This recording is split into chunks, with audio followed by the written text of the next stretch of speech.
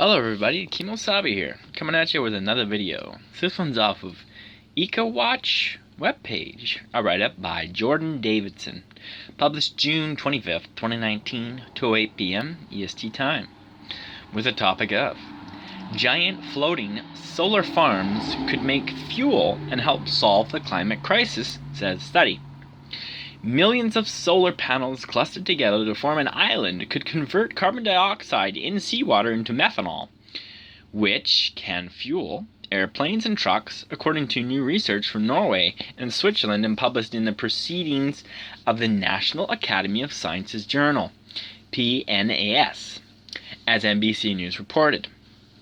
The floating islands could drastically reduce greenhouse gas emissions and dependence on fossil fuels.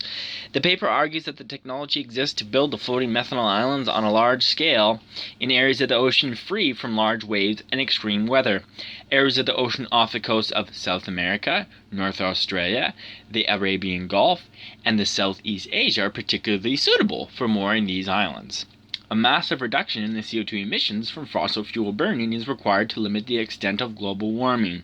However, carbon-based liquid fuels will, in the foreseeable future, continue to be important energy storage media.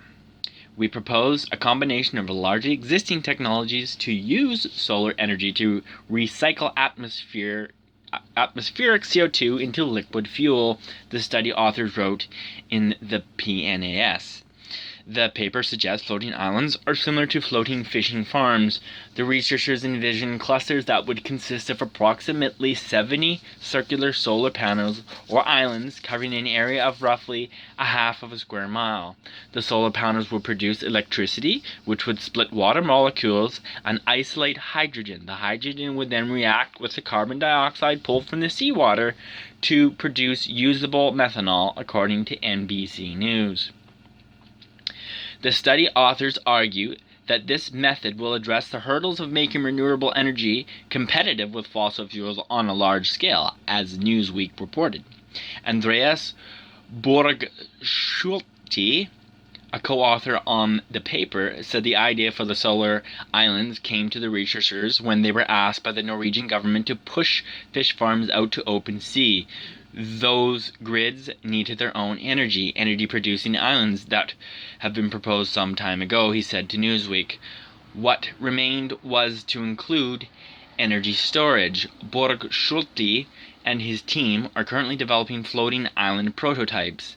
They estimate that output from 3.2 million floating islands would exceed the total global emissions from fossil fuels. A single floating solar farm could produce more than 15,000 tons of methanol a year, enough to fuel a Boeing 737 airliner on more than 300 round-trip flights between New York City and Phoenix, according to NBC News reported. We'd mostly want to use the fuel in airplanes and long-haul trucks, ships, and non-electrified railroad systems, said Bruce Patterson, a physicist at the University of Zurich and one of the study's co-authors, as NBC News reported. Solar floating farms do not address individual actions, which Peterson argues are also necessary to combat the climate crisis. This is just one of the many things we should be doing to control the climate change, along with having better insulation in our homes, having higher efficiency in car engines, and driving electric vehicles, he said to NBC News. Hopefully you enjoyed the write-up, everybody. Be awesome if you subscribe. Great if you'd leave some comments. Kemo Sabi out. We'll see you in the next one, everybody. Thanks. Bye.